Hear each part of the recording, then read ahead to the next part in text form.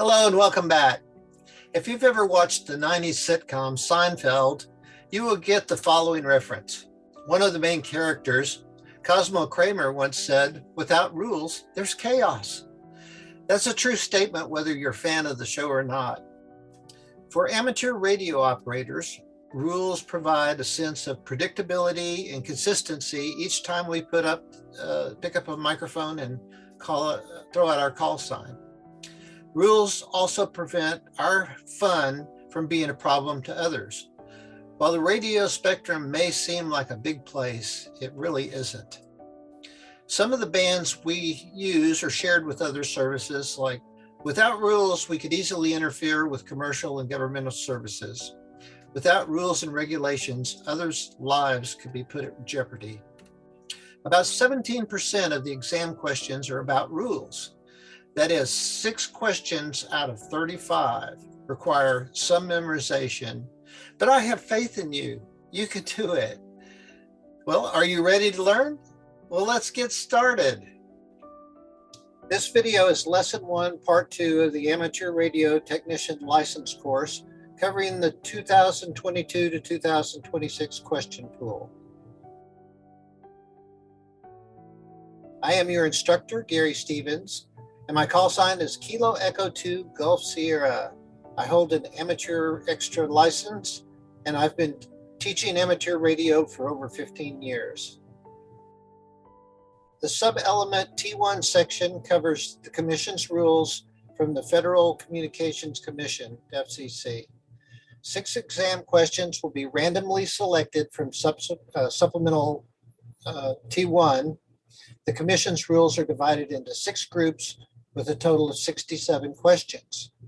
Today we will cover frequency allocations, emission modes, spectrum sharing, transmission near bands edges, contacting the International Space Station, and power output.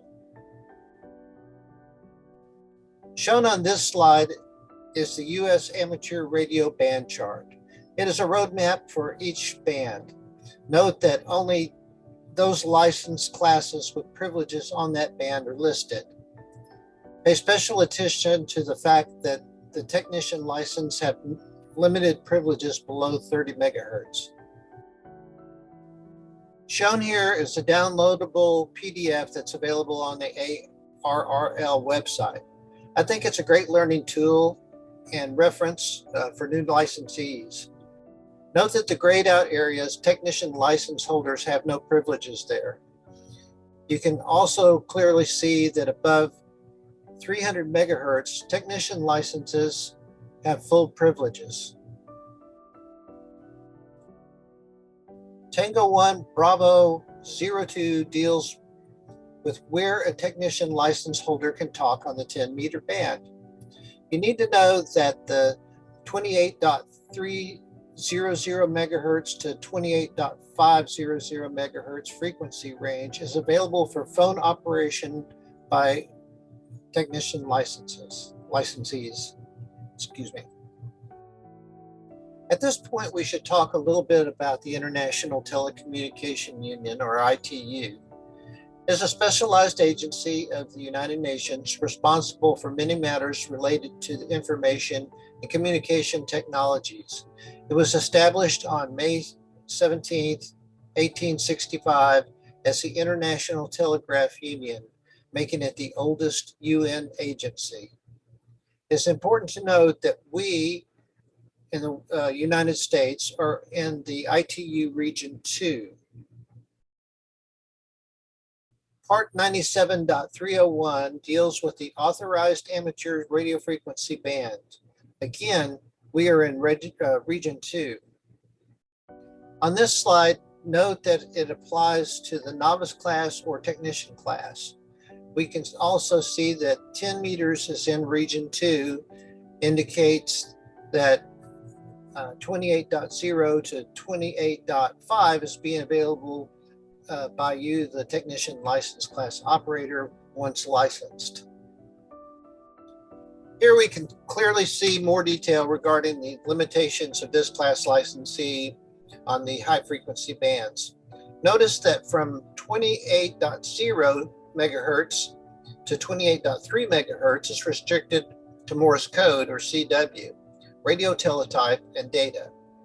We will talk about these different modes later on in the course.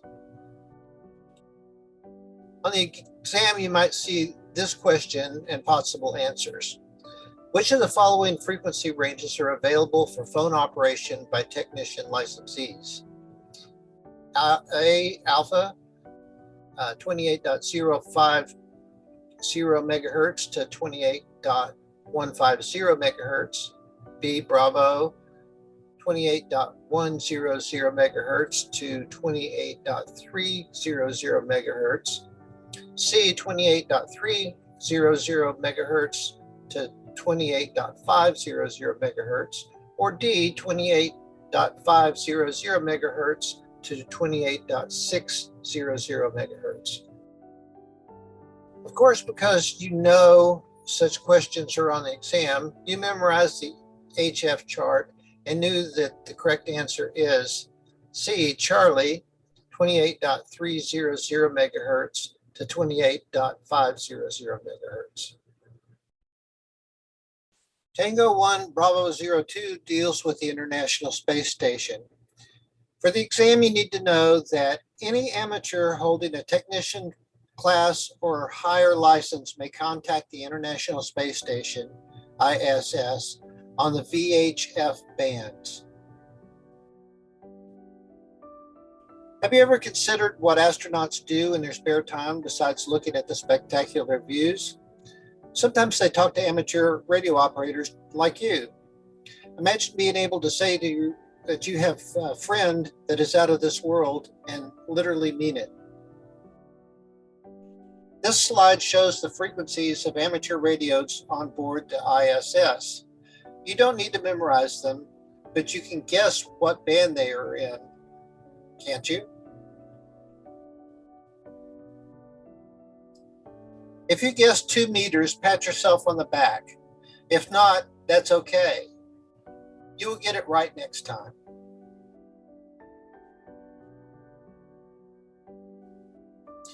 The exam question, if you get it, will look something like this.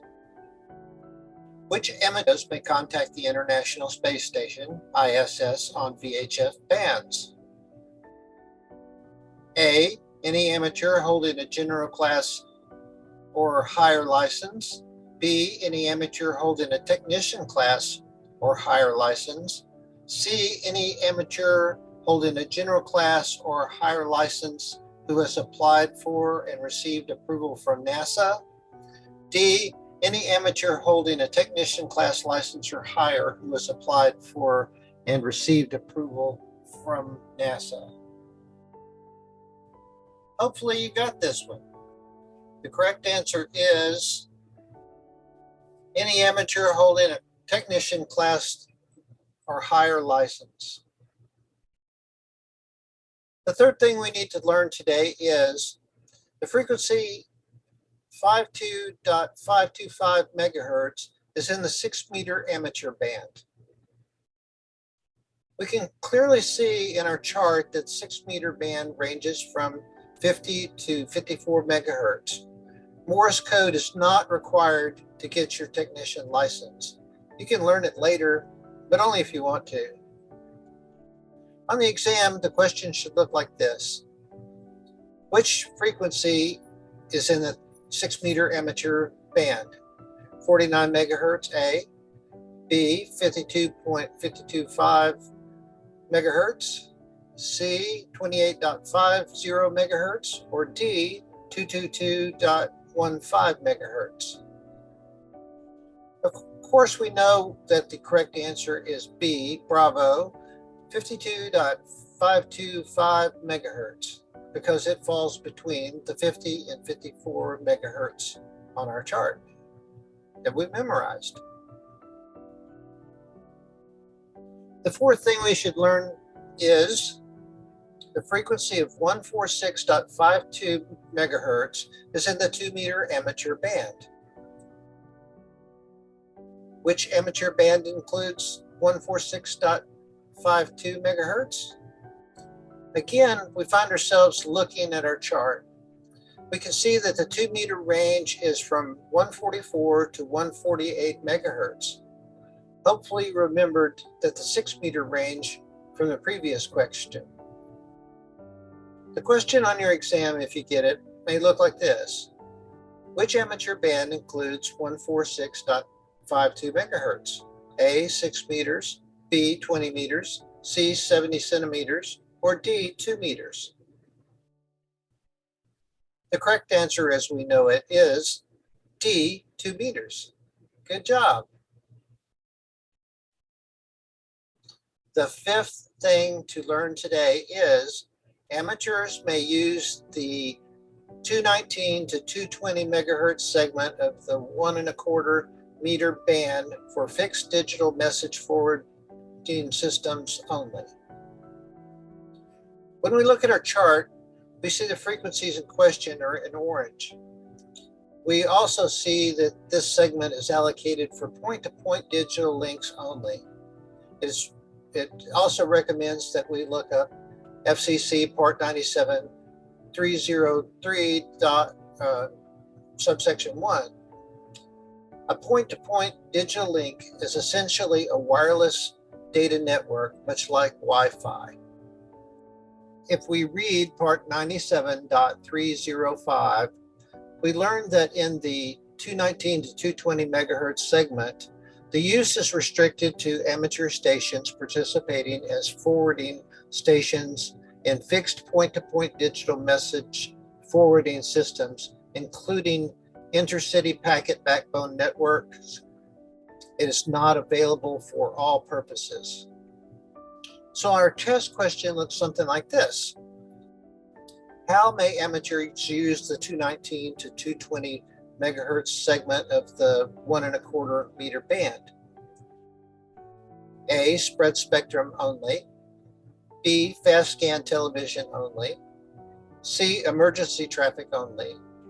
And D, fixed digital message forwarding systems only. Of course, you know that the answer is D, fixed digital message forwarding systems only.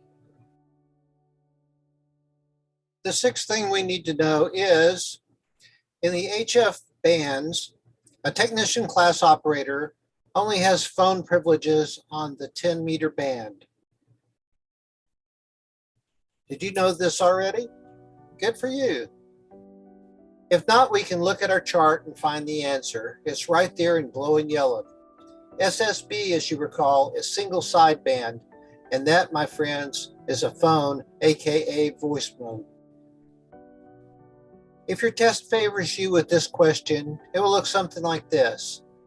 On which HF band does a technician class operator have phone privileges? A, none. B, 10 meter band only. C, 80 meters, 40 meter, 15 meter, and 10 meter band. Or D, 30 meter band only. Which of course we know the correct answer is B, 10 meter band only. The seventh thing we need to know is the 50 megahertz to 50.1 megahertz and 144.0 megahertz to 144.1 megahertz VHF or UHF band segments are limited to CW only. Remember that CW is Morse code. Our chart shows that only 2 and 6 meters have CW only segments. Make a special note that these segments are only 0.1 megahertz wide. This is a part of the chart we saw on the fourth slide. As you can see, there aren't any CW only segments above 2 meters. Our test question will look similar to this. Which of the following VHF or UHF band segments are limited to CW only? A, 50.0 megahertz to 50.1 megahertz and 144.0 megahertz to 144.1 megahertz.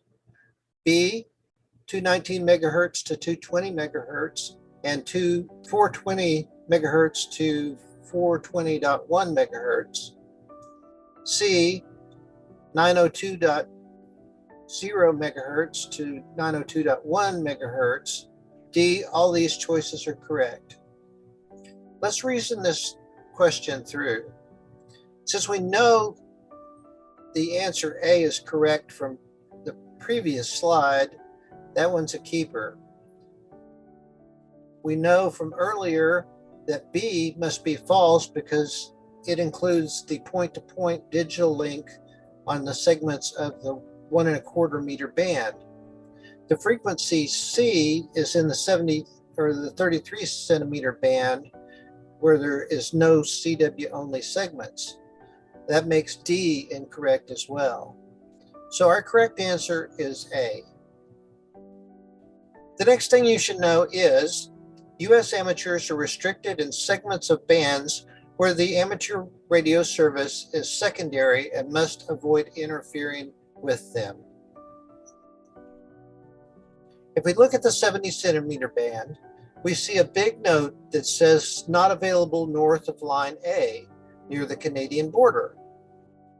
It also suggests we read parts 97.3A and 97.303M. In part 97.3A, we learn where the line A boundaries are. This slide shows the approximate boundaries of line A. In part 97.303M, we are told not to transmit across these boundaries. But why?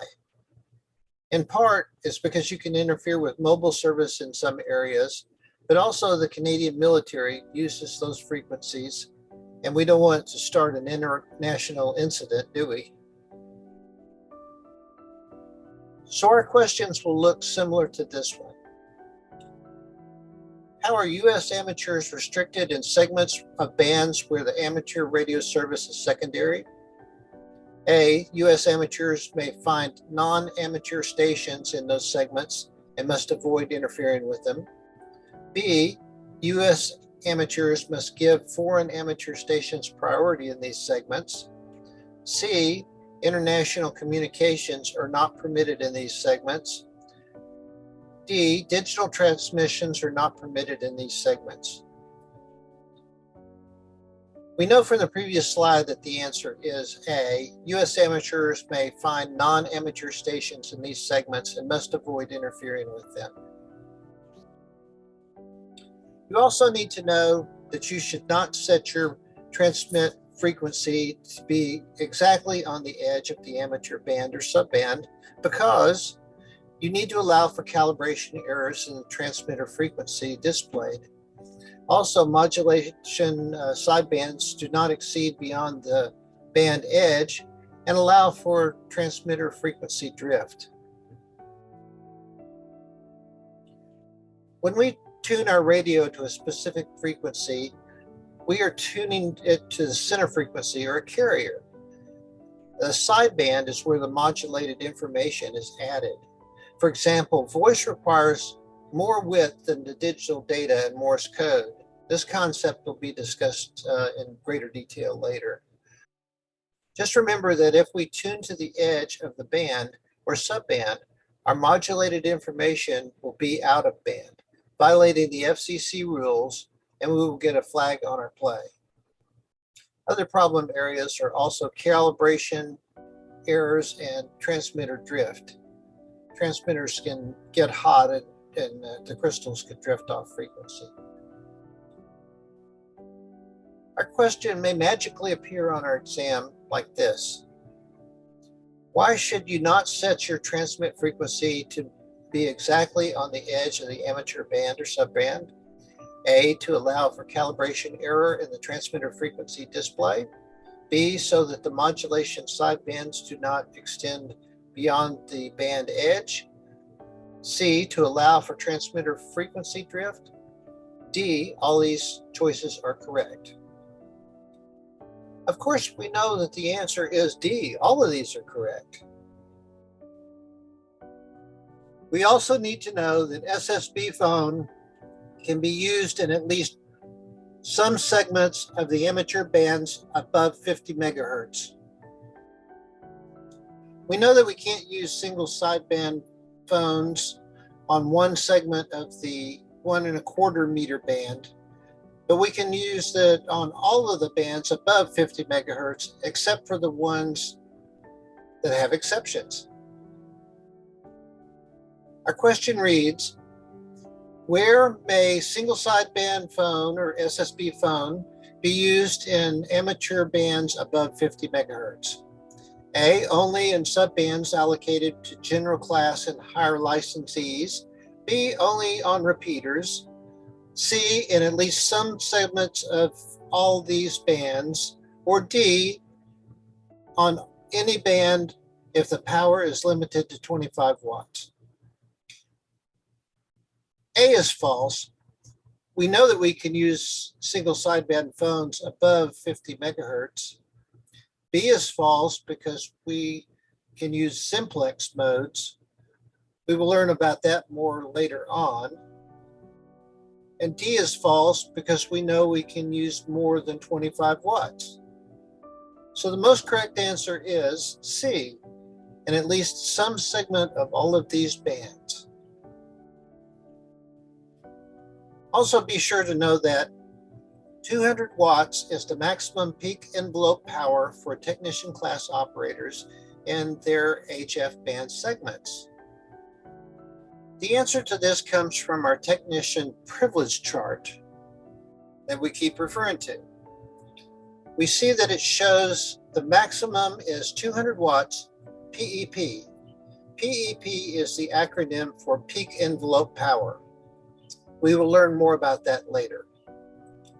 Further proof can be found in Part 97.313 Transmitter Power Standards, where we can clearly see that our technician license limitations on HF frequencies. On the exam, it could look something like this. What is the maximum peak envelope power output for technician class operators in their HF band segments? A, 200 watts, B, 100 watts, C, 50 watts, or D, 10 watts. Because we studied so well, we immediately know that the correct answer is A, 200 watts. Good job, everybody. The last thing we need to know in this lesson is, except for some specific restrictions, 1500 watts is the maximum peak envelope power output for technician class operators using frequencies above 30 megahertz. Again, we can look at our technician privilege chart and see that a technician license holder can crank up the output to 1500 watts for both VHF and UHF. Again, we also find the answer in Part 97.313 Transmitter Power Standards. There we can clearly see that our technician class license limitation, except for HF frequencies where it is lower. So our exam question will look something like this. Except for some specific restrictions, what is the maximum peak envelope power output for technician class operators using frequencies above 30 megahertz? A, 50 watts, B, 100 watts, C, 500 watts, or D, 1500 watts. Of course, you know the answer without me telling you what it is. D, 1500 watts. And this is the end of Lesson 1, Part 2. That's it for this lesson. Thanks for watching. If you'd like this video, click the like button below.